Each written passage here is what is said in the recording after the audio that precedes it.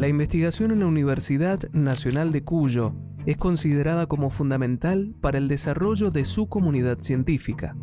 Uno de los mayores desafíos es lograr fortalecer los puntos de contacto entre la producción científica, la comunidad universitaria y la sociedad.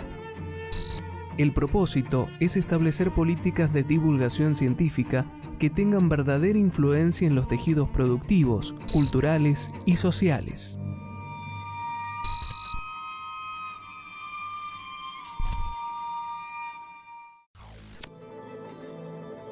La ciudadanía moderna comienza su itinerario con la Revolución Francesa, con la conquista de derechos civiles, luego políticos y por último los derechos sociales, en una construcción permanente que podríamos denominar ciudadanía integral.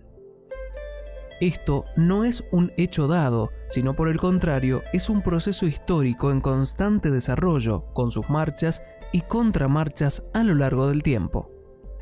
En este escenario, el debate sobre la cuestión de género ha logrado instalarse y tiene su propio camino, que va desde la conquista del voto femenino hasta la participación activa en la vida política y en la función pública. El profesor Juan Carlos Carrillo de la Facultad de Derecho nos introduce en el análisis del acceso al derecho y la construcción de ciudadanía.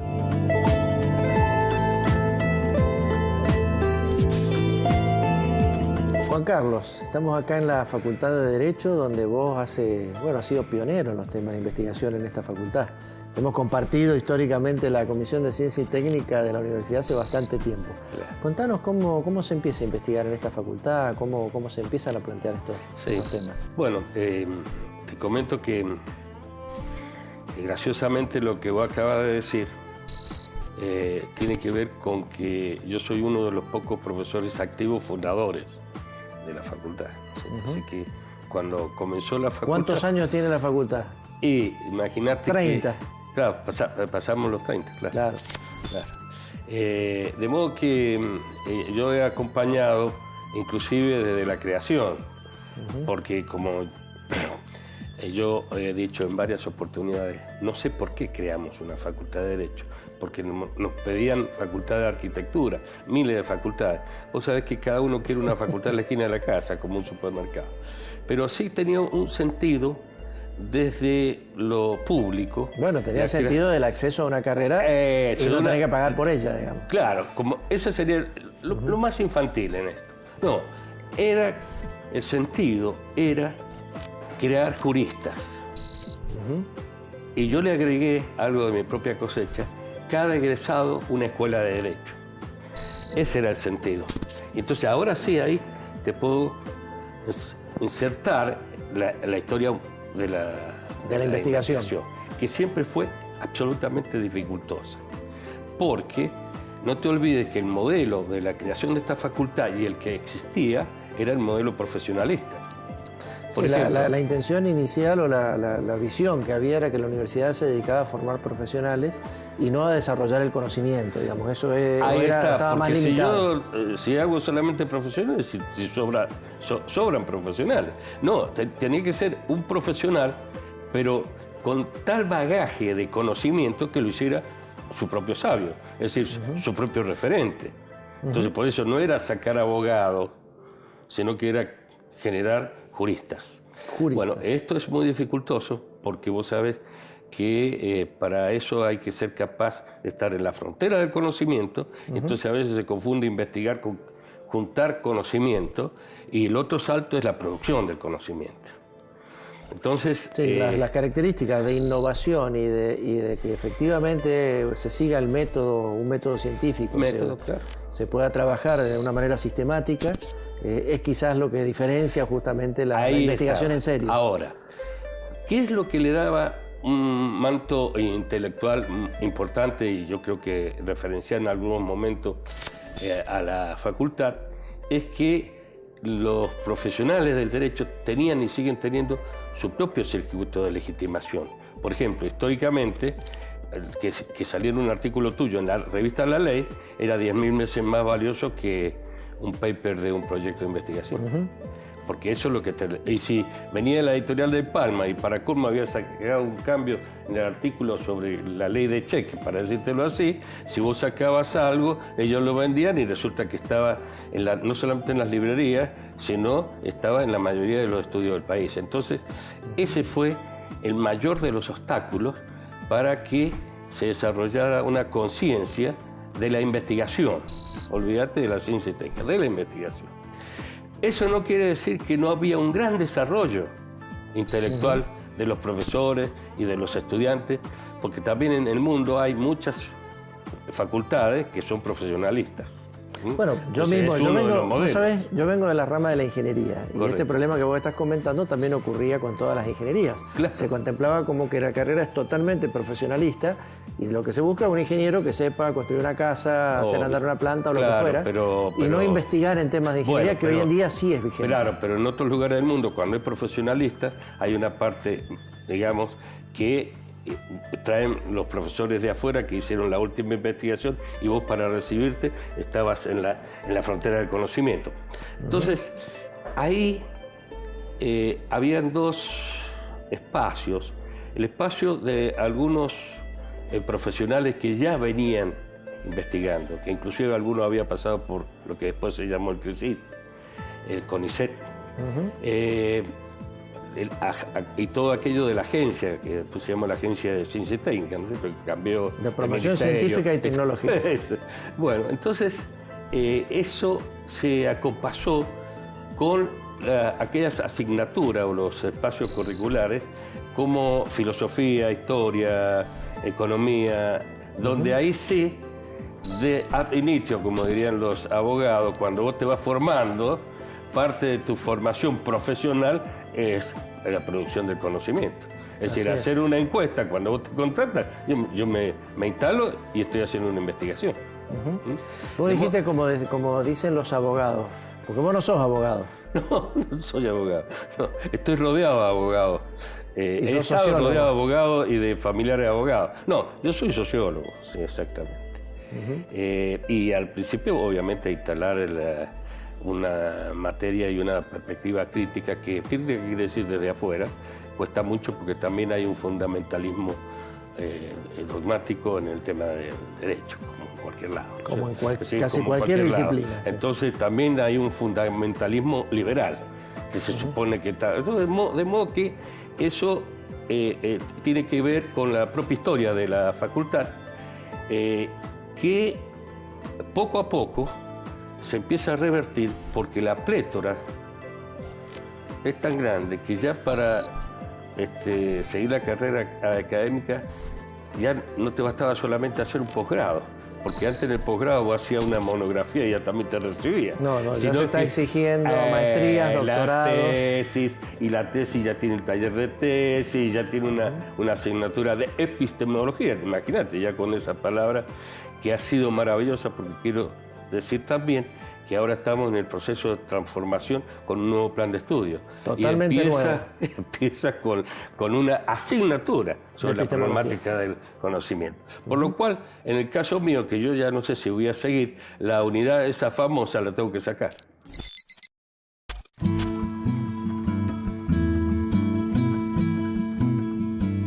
De esta historia riquísima realmente que ha tenido la Facultad de Derecho, hoy, ¿cuál es la situación actual? ¿Hay muchos investigadores jóvenes? Bueno, primero y ante todo, vamos con el tema de la ponderación. Acá es una facultad igual a una carrera. Entonces, yo tengo que hacer comparaciones, yo tengo que dividirte en 16 filosofías. Ah, ok. Ok, entonces hay que tratarla ab initio y sobre sí mismo en los términos comparativos. Yo creo que hay situaciones en las instituciones que muestran indicadores de su madurez, ¿no? Por ejemplo, que nosotros hayamos podido cerrar el círculo y que ya egresados de esta facultad ya son profesores, y que egresados que empezaron como estudiantes en las becas de investigación son investigadores y con el posgrado ya, con la metodología. Eso me parece que... Bueno, a eso me refería yo con esto de la madurez, de que realmente ha habido una maduración. Y acá está. Ahora, si vos me decís en términos cuantitativos, y hay 30 y pico materias, hay 30 titulares, no 150 como en otro lado, o 700 cargos docentes como medicina. Entonces, las proporciones hay que analizar en la coyuntura y en relación a sí mismo. Acá hay un número que no lo va a poder superar. No, claramente. Pero la cultura de la investigación... Ya está. Ya está. No, eso yo creo que la comparación que vale, y esto inclusive como ejemplo de vida yo la tomo, es la comparación con uno mismo, digamos. A nivel de persona yo tengo que tratar de ser un poquito mejor cada día. A nivel de una institución como la Facultad de Derecho, la misma historia. Tratar de ser un poquito mejor de lo que era ayer la misma Facultad de Derecho. En ese sentido yo veo un gran progreso en todos los absolutamente. Avances Ya el posgrado ha sido también incorporado como cultura y entonces ahora sí te puedo decir, yo ahora me jubilo y me voy con la conciencia tranquila. Feliz. Porque ingresé para que egresaran juristas. Y me voy y a patada van a tener que salir juristas. Todo un logro. Juan Carlos, vamos a parar un momentito, hacemos una pausa ahora y enseguida seguimos ya hablando específicamente del proyecto en el que estás trabajando.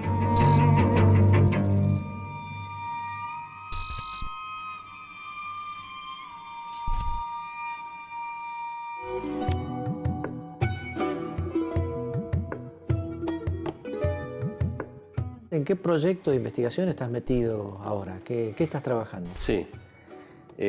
Nosotros actualmente hemos conformado un equipo con parte de gente que venía de otras investigaciones anteriores, pero con abogados, que eso es muy bueno. Ya que se van equiparando la cantidad de abogados con los que son de otras... ¿Y de qué otras disciplinas hay? Discúlpame. Y acá sociología. Sociología, fundamentalmente. Y tenemos un aporte de un filósofo. Nosotros estamos trabajando sobre... lo hemos instalado en la historia de una línea de investigación desde la perspectiva sociológica, que es el derecho y los condicionamientos sociales. Después de una primera instancia, nos colocamos ya en una vertiente que trata sobre el derecho y la igualdad de oportunidades. Tema bien profundo, realmente. Claro. Sí, sí. Porque uno por ahí tiene, no sé, bueno, yo me imagino, no me imagino, uno tiene la Constitución con una serie de derechos que están enunciados ahí, pero otro tema distinto es tener el acceso y el ejercicio pleno de esos derechos. Muy bueno, ese es el asunto. Lo primero que no se puede confundir, y menos un sociólogo, es justicia con poder judicial y con derecho. Es lo que la gente confunde en el... Por lo cual, entonces, tiene que haber una definición conceptual para luego uno poder trabajar, ¿no es cierto? Cuando dice la justicia determinó tal cosa, ¿quién? No, dice los miembros del tribunal. Tribunal. Sí, si votaron 3-2, entonces lo justo es lo justo. Lo que pasa es que cada uno tiene su valor justicia. Eso es un poco difícil de entender y al mismo tiempo cada uno desde su propio lugar de desempeño tiene primero la obligación de buscar la justicia y después vendrán los derechos. Entonces la justicia la hace un intendente, un concejal, un padre, un decano, un profesor y un juez, no solamente el juez. Y el derecho tiene que ver con el encuadramiento de algunas reglas de juego que tienen que tener por lo menos una cierta durabilidad para que uno pueda proyectar conductas a distancia, sabiendo inclusive las consecuencias para uno y para los otros. Entonces, si tenemos esto más o menos, digamos, con un concepto que yo creo que es comprensible, lo que acabo de decir, aquí la construcción de la ciudadanía es el camino, digamos, el derecho y igualdad de oportunidades devino construcción de la ciudadanía. Eso es el objetivo que tenemos, que se construya efectivamente ciudadanía. Y ya, yo cuando hice el posgrado en la Flaxo y en otro, desde la década del 90, habían dos temáticas muy fuertes en las ciencias sociales. Una, fíjate, muy de la cotidianidad, el estudio de los nuevos pobres, porque nosotros fuimos una sociedad de clase media ascendente, donde hay una obra que se llama Mi hijo el doctor. Y en los 90 empezamos a tener clase media. una media En cambio, ascendente. fíjense, en Chile tiene una clase media ascendente. Entonces, ellos están peleando con el sistema universitario como nosotros en el 18. Entonces, esos son los ciclos económicos y políticos. Entonces, la temática de la noción de ciudadanía nos arrimaba mejor como paraguas teórico a las distintas problemáticas que podíamos ir investigando. Entre ellas la de género y conducta electoral. Que Eso te iba a preguntar, porque claro. hoy en día está en boga el tema de género, es un tema importantísimo, inclusive con situaciones extremas, violentas, femicidios, etcétera.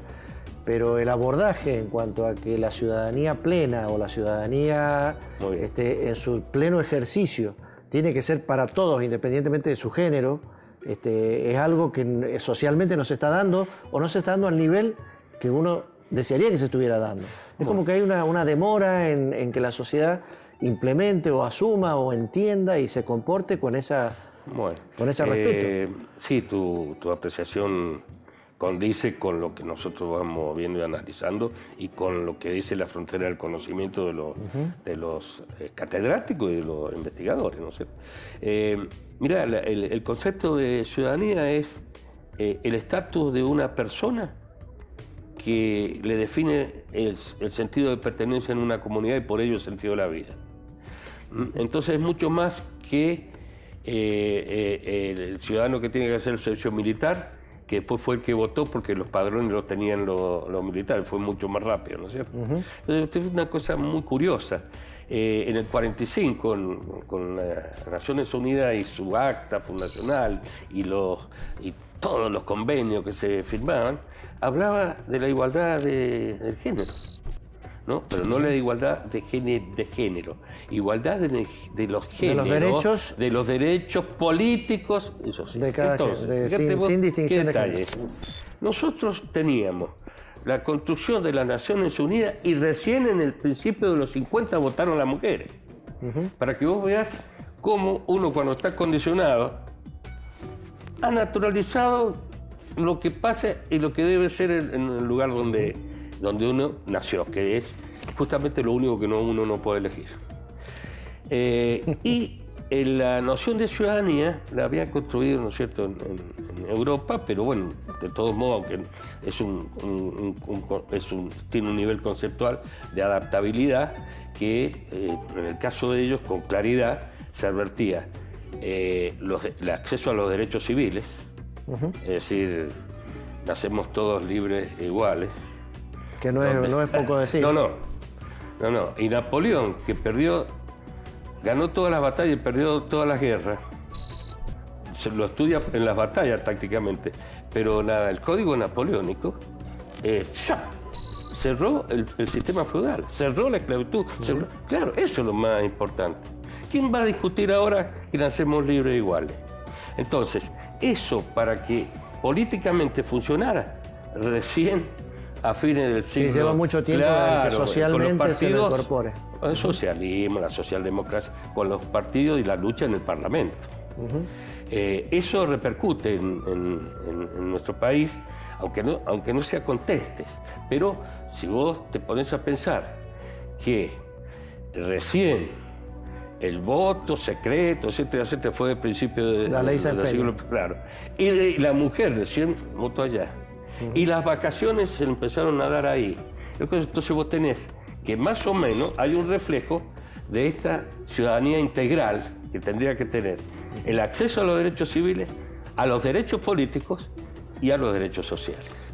Entonces esos son los tres aspectos conceptuales que te dicen cuando un ciudadano pertenece plenamente a la sociedad. Ciudadanía.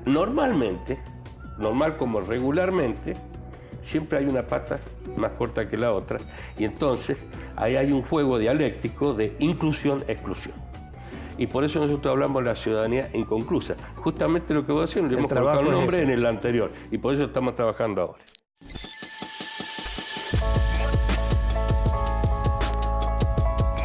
Concretamente, ¿cómo ¿Cómo miden, cómo notás, cómo perciben desde el punto de vista científico a la realidad? Porque de eso estamos hablando, de percepción, Sí.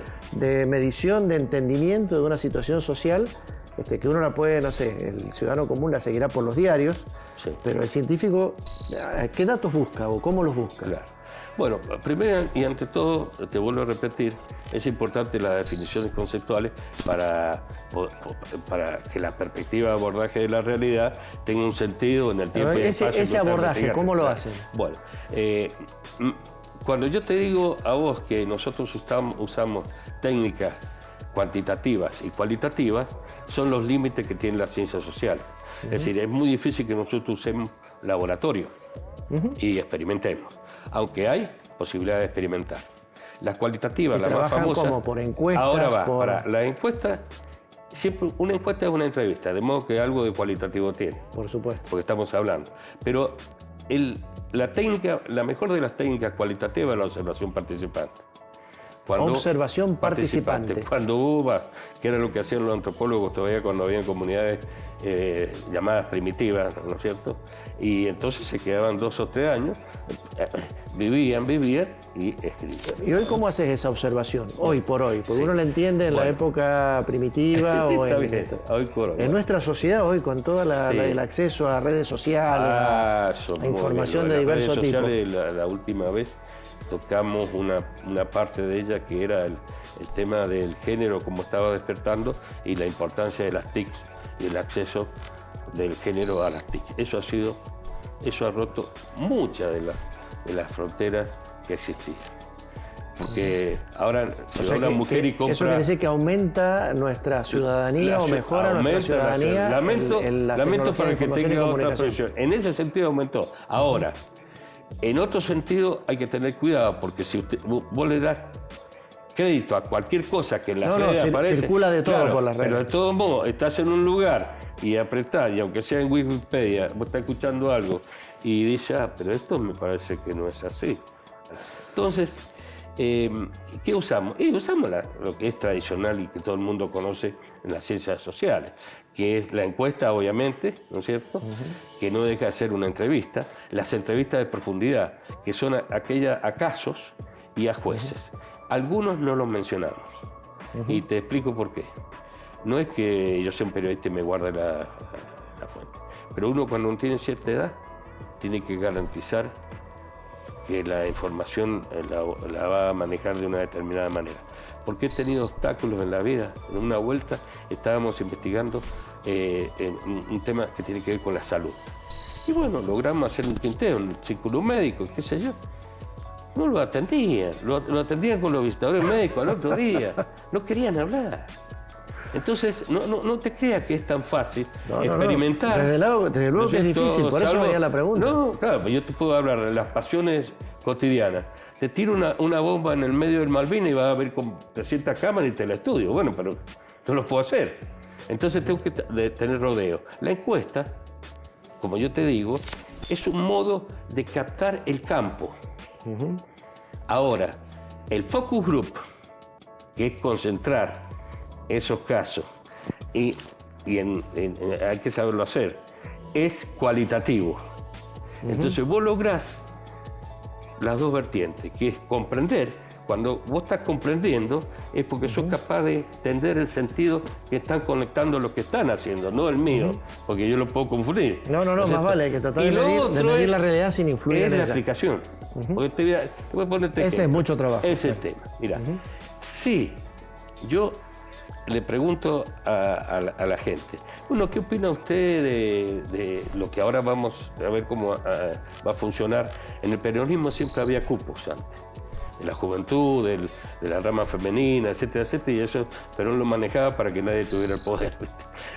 Y entonces el tema de los cupos, el Partido Justicialista acaba hace 48 horas de decidir que sí, la mitad para cada uno, si ellos ya están, dale cupo para acá y para el otro lado. Ahora vamos a ver cómo va a funcionar. Ese va a ser un tema. Vamos a ver si medida es de la las igualdad. realidades. Claro, pero de todos modos se nota en el ámbito legislativo la variación. También en el Ejecutivo. La variación estamos hablando en cuanto a las proporciones de género. La participación de género, ¿no es cierto?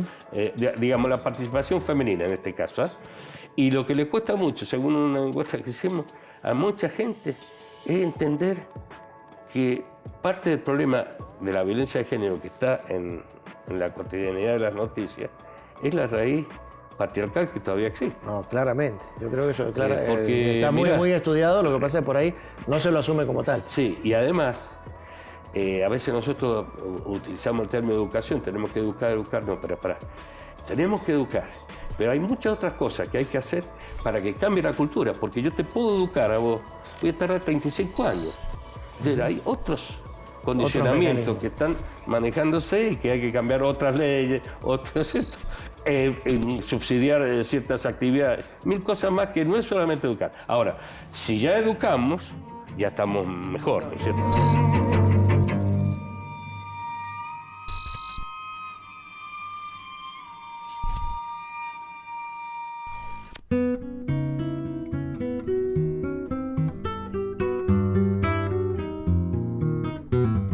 Hoy estuvimos con Científicamente en la Facultad de Derecho, en particular con el licenciado Juan Carlos Carrillo. Él es un investigador de esta facultad y es de los profesores fundadores de esta facultad, que tiene poco más de 30 años. Nos contó un poco de la historia de la investigación en esta facultad, desde un momento en que era una carrera muy profesionalizante, hasta hoy en día donde, según sus palabras, se ha cerrado el círculo, en el sentido de que ya los propios egresados ya son juristas y son los que generan y llevan adelante sus propias investigaciones, egresados de esta misma casa. Además nos contó en lo que está trabajando, que es justamente la temática de ciudadanía, de ejercicio de la ciudadanía, y en particular está encarando un proyecto importantísimo sobre un tema que creo que nos compete a todos, que es justamente el tema de género y del acceso a la ciudadanía plena sin discriminación de género, que es una larga lucha, una larga historia tiene entre lo jurídico. Nos comentaba que ya desde 1945, apenas terminada la Segunda Guerra Mundial, Naciones Unidas declara la igualdad de género, pero hasta la implementación real, efectiva, de que las mujeres puedan tener derecho a ejercer sus derechos cívicos, sus derechos sociales, sus derechos económicos, en todo sentido, eso lleva un tiempo para que socialmente se aplique. Creemos que es muy, muy importante trabajar en estas temáticas y creo que ha sido muy interesante la entrevista de hoy. Con esto terminamos el capítulo de hoy de Científicamente y nos volveremos a ver en próximos capítulos.